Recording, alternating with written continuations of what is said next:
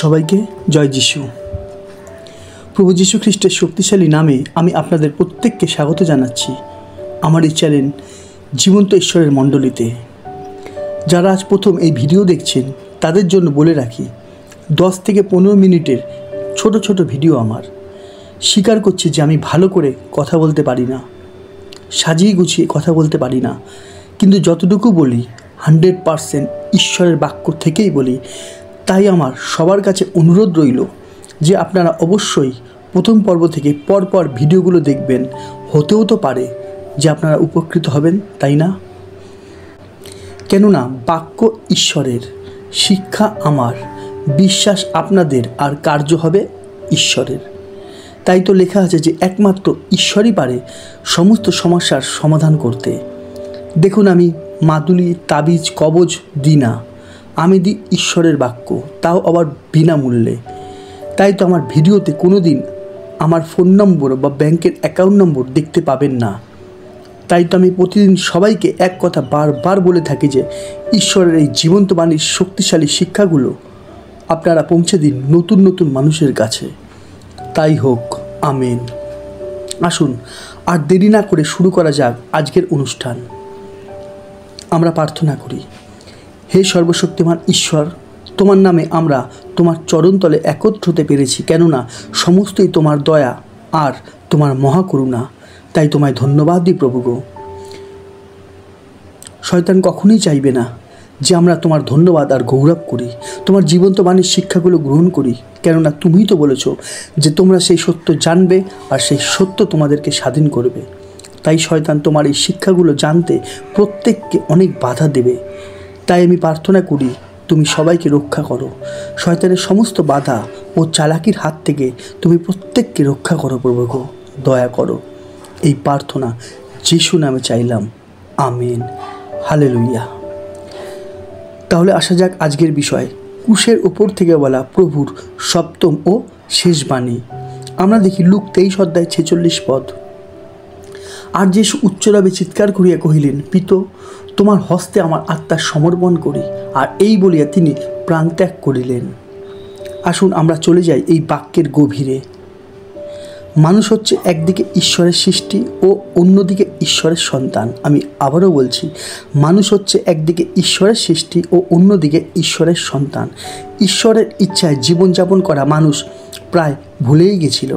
মানুষ হয়ে গেছিল দিয়াবলের সন্তান ও মৃত্যুর দাস। কিন্তু ঈশ্বর মানুষ রূপে এই পৃথিবীতে এসে 33.5 বছর ধরে দেখিয়ে গেছিলেন যে কিভাবে মানুষদেরকে ঈশ্বরের ইচ্ছায় জীবনযাপন করতে হবে। প্রভু যীশু অর্থাৎ খ্রিস্ট শুধুমাত্র আমাদের পাপের জন্যই ক্রুশে মৃত্যুবরণ করলেন, যেন মানুষ হয় অমর, অর্থাৎ প্রত্যেক মানুষ যেন অনন্ত জীবন পায়। আমরা দেখি যোহন 3 অধ্যায় 16 পদ।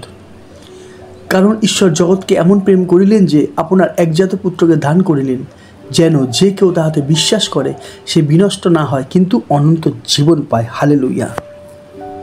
আশা করি বোঝা যাচ্ছে, ক্রুশের ওপর থেকে প্রভু যীশু তার সমস্ত কার্য সমাপ্ত করার পর তিনি তার এই সপ্তম বাণী বলে উঠলেন যে, পিতা, তোমার হস্তে আমার আত্মা সমর্পণ করি।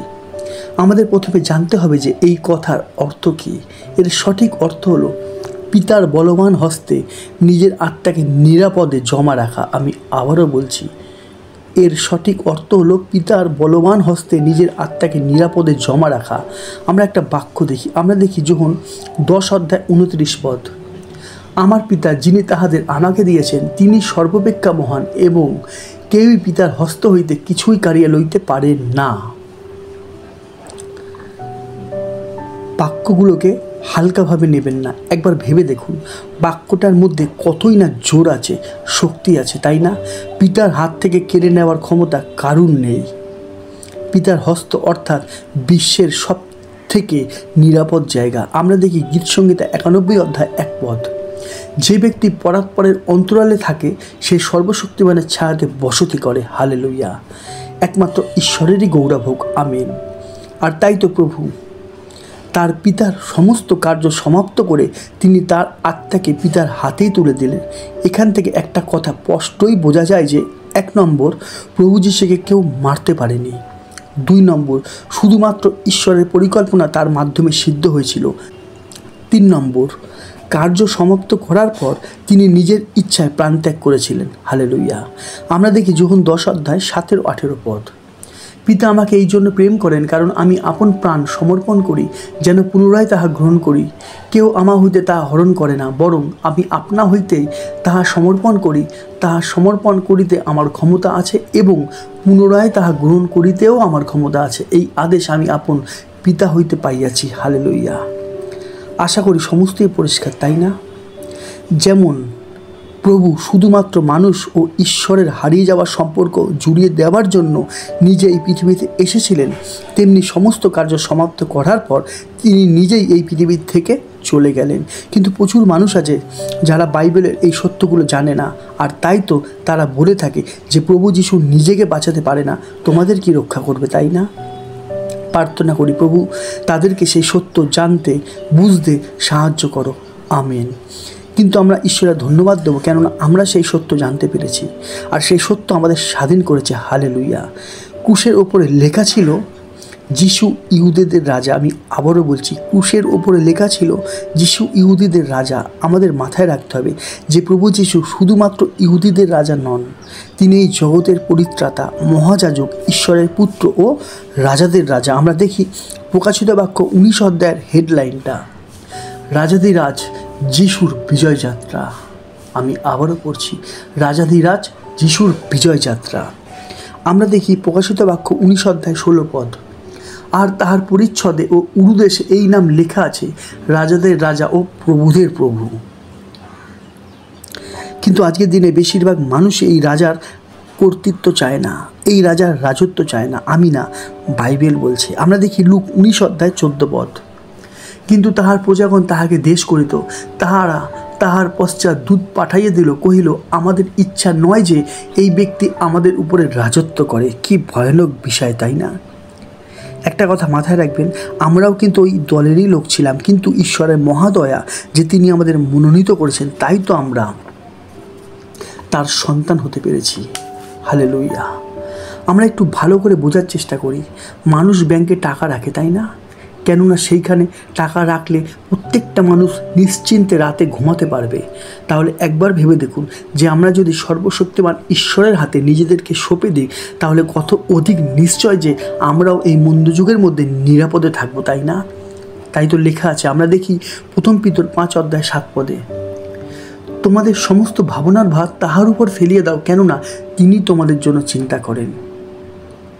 কিন্তু সবাই জানে যে মুখে বলা সহজ, কিন্তু কাজে করা অত সহজ না, তাই না? দেখুন সাধু পৌলও কিন্তু তাই করেছিল। আমরা দেখি 2 তিমথেয় 1 অধ্যায় 12 পদে, কেননা যাহাকে বিশ্বাস করিয়াছি তাহাকে জানি এবং দৃঢ়রূপে প্রত্যয় করিতেছি যে আমি তাহার কাছে যাহা গচ্ছিত রাখিয়াছি, তিনি সেই দিনের জন্য তাহা রক্ষা করিতে সমর্থও আছেন। আমি আবারও বলছি, আমি তাহার কাছে যাহা গচ্ছিত রাখিয়াছি, তিনি সেই দিনের জন্য তাহা রক্ষা করিতে সমর্থ। হালেলুইয়া। কেমন লাগছে? যদি ভালো লাগে ঈশ্বরকে একটা ধন্যবাদ দিই। আশা করি যে প্রভুর সপ্তম বাণীর দ্বারা আমরা অনেক কিছু শিখতে পারছি। যে কেউ নিজের সমস্ত ভার ঈশ্বরের হাতে তুলে দেয়, তারই ইচ্ছা অনুসারে জীবনযাপন করে, তারই আজ্ঞা পালন করে, সে একমাত্র নিরাপদ। আমি আবারও বলছি, সেই একমাত্র নিরাপদ। জীবনে যতই ঝড় উঠুক না কেন, যতই সমস্যা আসুক না কেন, প্রভু তাকে তার দক্ষিণ বলবান হস্ত দ্বারা ধরে রাখবেন। আমেন।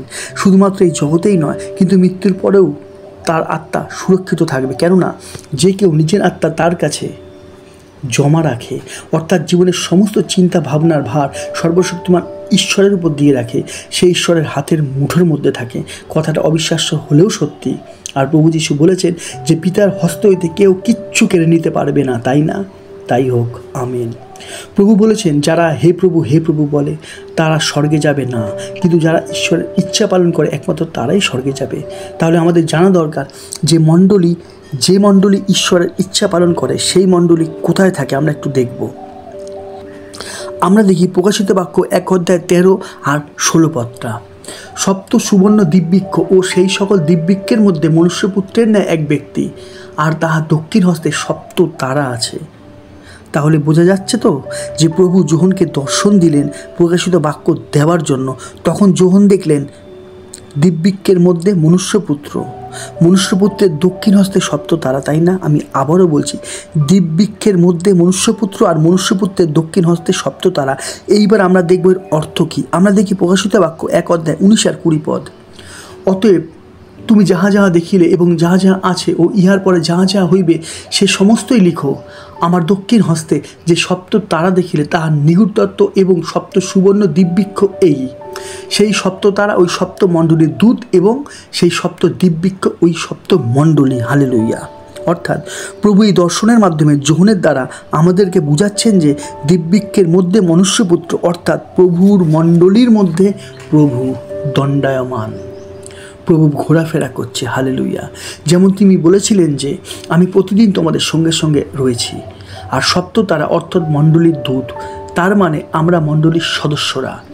প্রভুর দক্ষিণ হস্তের সপ্ত তারা অর্থাৎ প্রভুর মণ্ডলীর মানুষগুলো প্রভুর দক্ষিণ বলবান হস্তের মধ্যে রয়েছে।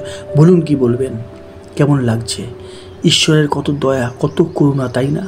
যা আমরা প্রভুর ক্রুশ থেকে বলা সপ্তবাণীর থেকে শিখতে পারছি, তাই না? প্রভু যিশু তো ক্রুশ থেকে 7টা বাণীর দ্বারা আমাদের দেখিয়ে গেছেন যে আমাদের কি করণীয়, দেখিয়ে গেছেন তার নিঃস্বার্থ ভালোবাসা, তাই না? একমাত্র ঈশ্বরের গৌরব হোক। আমেন। আজ এখানেই গুড ফ্রাইডের সপ্তবাণীর শিক্ষা আমি শেষ করলাম।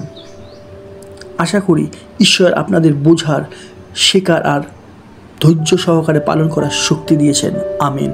ঈশ্বর আপনাদের তারই জ্ঞানে জ্ঞানবান করে তুলুন। আমেন। আজ এতটাই। আবার দেখাবে প্রভুর জীবন্ত বাণীর নতুন কোনো শিক্ষা নিয়ে। ততক্ষণ সবাইকে জয় যিশু, জয় যিশু, জয় যিশু।